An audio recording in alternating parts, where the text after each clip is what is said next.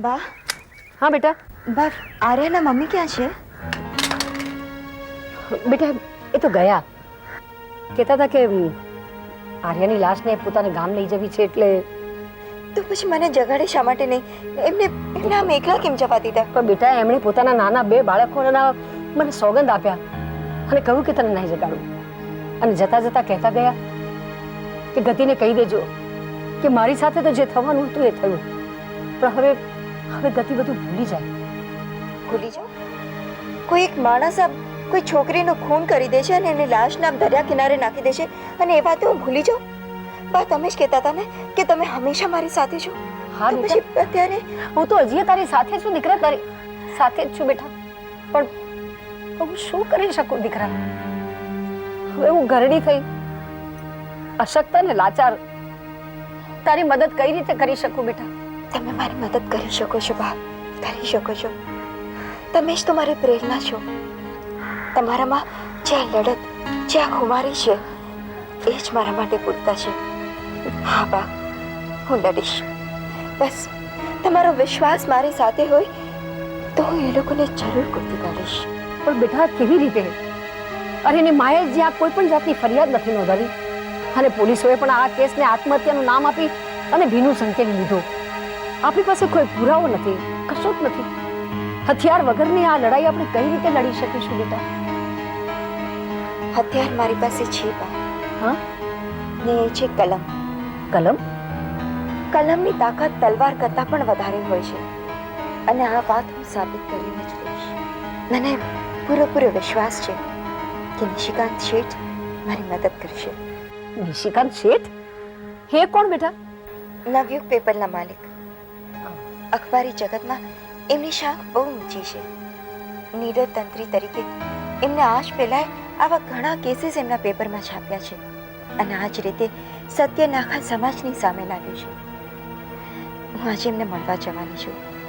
મને વિશ્વાસ છે કે એમની કલમ કોઈથી નહીં શરમ થાય. ભલે બેટા, તને જેમ યોગ્ય લાગે એમ કર બેટા, જેમ ઠીક લાગે એમ કર. અરે હા, તે શું નામ કહ્યું એ ભાઈનું? નિશિકાંત શેઠ. હા હા, નિશિકાંત શેઠ. આ જ પ્રોબ્લેમ છે સાહેબ. આજકાલના જુવાન છોકરાઓ માટે જર્નલિઝમ એ માત્ર એક સેન્સેશનનું સાધન બની ગયું છે. એ લોકોને ખાલી સનસનાટી ભર્યા સમાચાર આપવા છે, બસ બીજું કાંઈ નહીં. એ લોકોને તો માત્ર સેન્સેશનલ ન્યૂઝ આપવામાં જ રસ છે, સનસનાટી ભર્યા સમાચાર આપવામાં જ બસ. અને આપ તો બહુ સારી રીતે જાણો છો કે મારા અખબારની એક નીતિ છે કે અખબાર હંમેશા અગમચેતી આપવા માટે હોય છે, નહીં કે અફવાઓને ઉત્તેજન આપવા માટે. Can you hold on please? Excuse me. Yes? All right. Please send it in. હા તો સાહેબ, આપણે જે વાત કરતા હતા એના સંબંધમાં મારે કોઈક એવા પત્રકારની જરૂરત છે કે જે પત્રકારત્વને બહુ જ સાચા અર્થમાં સમજતા હોય, અર્થસભર પરિણામ આપી શકતા હોય તો ખરેખર મને બહુ જ મદદરૂપ નીવડશે.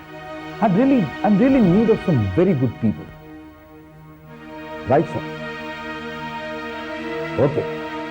Thank you very much. May I come in, sir? Yes, come in. Hello, sir. I am Gati Diwan, an upcoming journalist. Very nice meeting you. Please be seated. Thank you, sir. Take care. May I help you? No, thank you, sir. I'll manage. I like the spirit. Gati Diwan. Well, બોલો હું તમારી શું મદદ કરી શકું? Sir, હું અહીંયા મદદની અપેક્ષાએ નહીં, સહકારની અપેક્ષાએ આવી છું. હા, that's like a journalist. સવાલ એક ઘટના છે અને તરત જ અપાયેલો સટીક જવાબ. જર્નલિઝમ. હું કંઈ સમજી નહીં, સર. વેલ, આ મારી પોતાની થિયરી છે. વિશે જ્યારે કોઈ ઘટના ઘટે ત્યારે તર્ક વિતર્ક અને સવાલ ઊભા થાય છે. સાચો જવાબ શોધી કાઢે છે જેમાં તર્ક વિતર્ક નહીં પણ સત્ય હોય છે અને એ જવાબ લોકો સુધી પહોંચાડે છે. સર, મારી સાથે પણ એક ઘટના ઘટી છે અને એના જવાબો શોધી રહી છું હું. કઈ ઘટના? સર જૂ બીચ પર એક છોકરીની લાશ મળી હતી અને એનું નામ તસ્લીમા આપવામાં આવ્યું છે. હશે પછી? પણ એકચ્યુઅલી એનું નામ આર્યા છે. વેલ, તમને કેવી રીતે ખબર પડી? સર, હું એ છોકરીને ઓળખતી હતી કારણ કે એ મારા ઘરમાં પેંગેસ તરીકે રહેતી હતી. ઓકે. સર, મને આખી ઘટનામાં કોઈક મોટી રમત દેખાઈ રહી છે, પણ હું કશું જ કરી નથી શકતી કારણ કે મારી પાસે કોઈ પુરાવા નથી અને એટલે જ હું તમારી પાસે આવી છું. સર, પણ આમાં હું તમને કઈ રીતે મદદ કરી શકું? સર, તમારા દૈનિકમાં જો આખી ઘટનાનો યોગ્ય રીતે તાગ મેળવીને અહેવાલો છાપવામાં આવે તો આઈ થિંક કે ઘણા રહસ્યો બહાર પડી શકે એમ છે. પણ હા, એના માટે આખી ઘટનાના ઊંડાણમાં ઉતરીને એના બધા જ પાસાઓ તપાસવા પડે એમ છે. અને આપણા અખબારમાં કોઈ હોશિયાર અને ધગસવાળો પત્રકાર હોય તો હું એમને મળવા ઈચ્છું છું. છે, હોશિયાર પણ છે અને ધગશ પણ છે, અને મને વિશ્વાસ છે કે એ તમને જરૂર મદદ કરી શકશે. કોણ છે એ, સર? ગતિ, મિસ ગતિ દિવાન. સર, પણ હું યસ મિસ ગતિ, આ સવાલનો જવાબ તમે જ શોધીને પહોંચાડી શકશો અને એટલા માટે જ આ કેસ માટે હું તમને સ્પેશિયલ કોરસ્પોન્ડન્ટ તરીકે અપોઇન્ટ કરું છું. વેલ, બોલો છો તૈયાર? પણ સર, મેં હજી જર્નાલિઝમની ડિગ્રી વેલ, આ તમારી ડિગ્રી એક્ઝામ જ છે અને હું તમને ખાતરીપૂર્વક કહું છું કે તમે ડિસ્ટિંક્શન સાથે પાસ થશો. Well, now tell me, are you ready? Okay sir, I will do it. That's the spirit. તો તમને આજથી જ કામે લાગી જવાનો ઓર્ડર આપવામાં આવે છે અને તમને જો કોઈ મદદની જરૂર હોય please let me know. Thank you sir, thank you very much. Sir, આશીર્વાદ આપો. God bless you Miss Gati Diwan. No sir, only Gati. Okay, Gati. Gati, yes sir. All the very best. Thank you sir.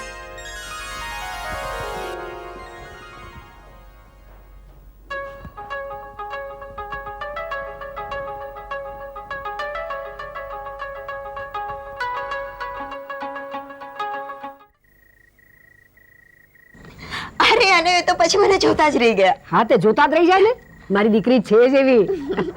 બાપ, મને તો લાગ્યું કે મને વઢી કાઢશે કે આ કેસમાં કાંઈ પુરાવા છે જ નહીં, મારા પેપરમાં કેવી રીતે છાપું, ગેટ આઉટ. પણ એવું કાંઈ ન બોલ્યો. એમને કહ્યું કે આ કેસની તું પૂરી માહિતી કાઢ, હું તારી સાથે છું. ભાઈ વાહ, માણસ બહુ ભલો લાગે છે. હા બા, એમની આંખોમાં પિતાનું વાત્સલ્ય છલકતું હતું. એ જ્યારે મારી સામે બેસીને મારી સાથે વાતો કરતા ને તો મને એવું લાગતું કે જાણે મારા પિતા જ મારી સામે બેઠા છે. બા, મારો આત્મવિશ્વાસ ખૂબ જ વધી ગયો. તો બેટા, મારે પણ એમને મળવું પડશે. હા બા, હું એમને આપણા ઘરે જરૂર બોલાવીશ. ના ના બેટા, હું આવીશ ને તારી ભેળી તારી ઓફિસમાં. તારી પેલી શું કહેવાય, આસિસ્ટન્ટ બનીને. એસિસ્ટન્ટ બનીને? હા, અરે આપણે દાદી અને પોતરી બંને ભેગા મળી અને પેલા ગુનેગારોને પકડી પાડશું. ડન બા. અરે ડન શું, ડન ડનાડન ડન બા.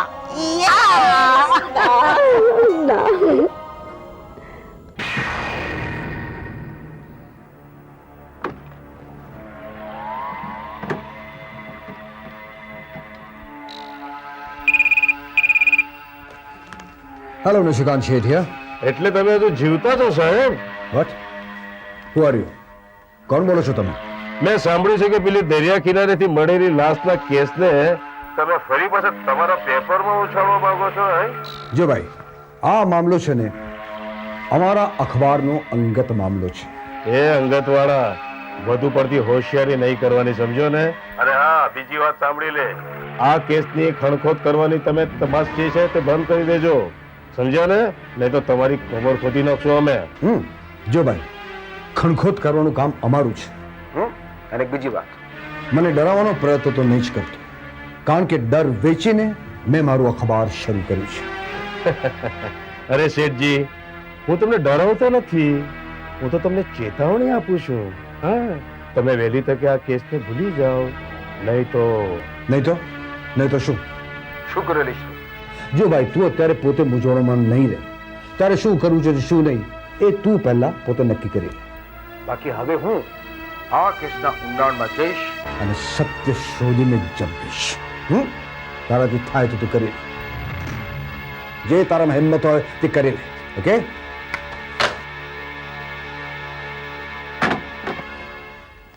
Good evening sir. Come in, Gati. Welcome. Come.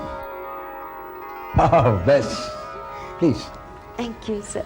Tell me, શું લેશો તું? ચા, કોફી, some cold drink? નહીં કાંઈ જ નહીં. સર તમે મને બોલાવી હતી.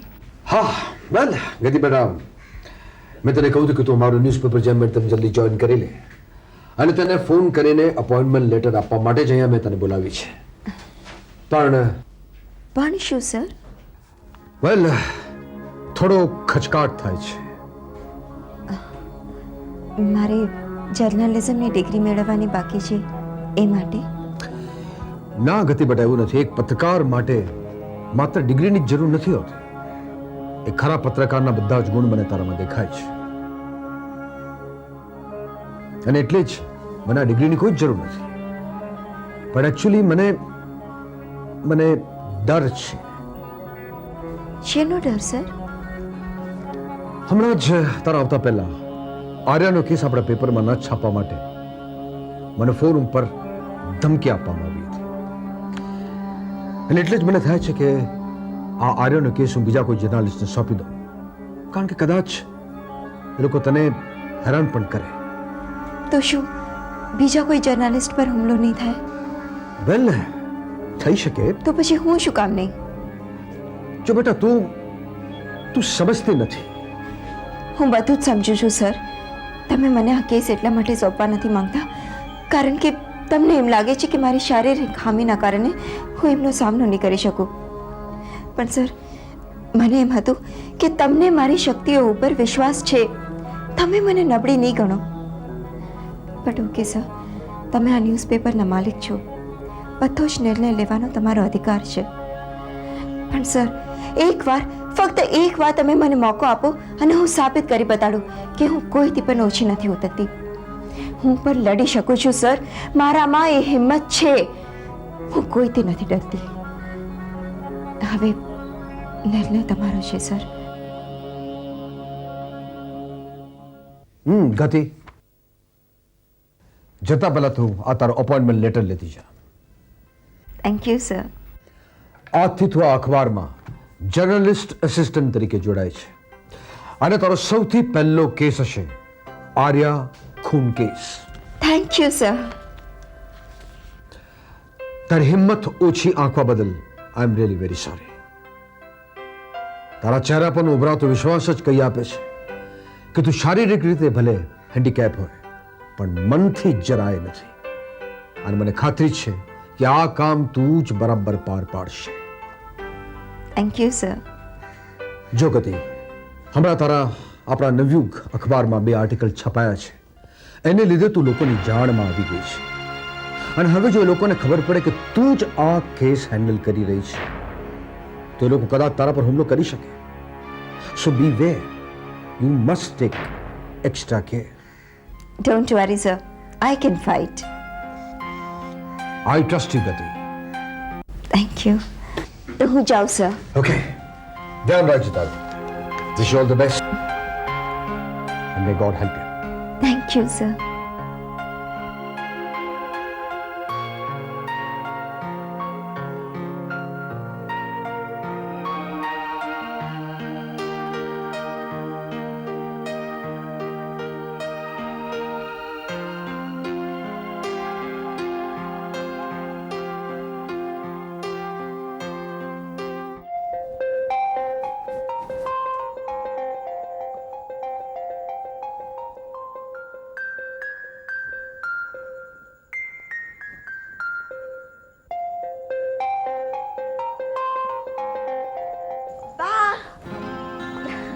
અરે કેટલું બધું મોડું કર્યું બેટા, મને કેટલી ચિંતા થતી હતી. બા, મેં તમને કેટલી વાર કહ્યું છે મારી ચિંતા નહીં કરવાની. કહી દીધું મારી ચિંતા નહીં કરવાની. ચાલ એ બધું જવા દે, પહેલા મને એ તો કે પછી શું થયું? પહેલા તું નિશિકાંત શેઠ પાસે જઈ આવી? હા બા, હા. અને સૌથી આનંદની વાત એ છે કે એમને મને પોતાના અખબારમાં જોઈન થવા માટેનો એપોઇન્ટમેન્ટ લેટર પણ આપી દીધો છે. હા બા. શું વાત કરે આ જુઓ બા, આજથી મારા પત્રકાર જીવનની શરૂઆત થઈ છે. બહુ સરસ બેટા, બહુ સરસ. બસ આ જ રીતે ભગવાન તને હંમેશા સફળતા આપે તારા કામમાં. પણ બેટા તું આ રીતે બહુ મોડી આવે ને તો મારો જીવ ઊંચો થઈ જાય છે હો. એ મને ના પોસાય. બા ચા રેવા દે મસ્કા મારવાના રેવા દે. ચાલ બેટા તું થોડી ફ્રેશ થઈ જા, ત્યાં સુધી હું તારે માટે જમવાનું પીરસું હો. અરે વાહ, ઠીક યાદ આવ્યું બેટા, તારા નામનો એક કાગળ આવ્યો છે, હમણાં લઈ આવું છું, ઊભી રહે.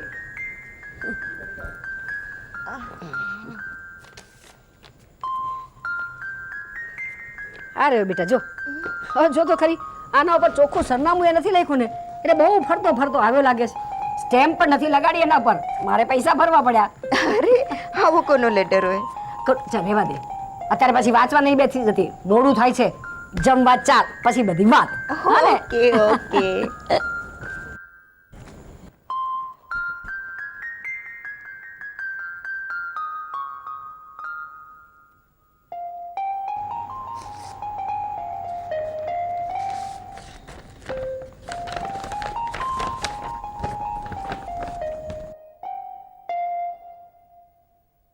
કતિબેન, હું આર્યા.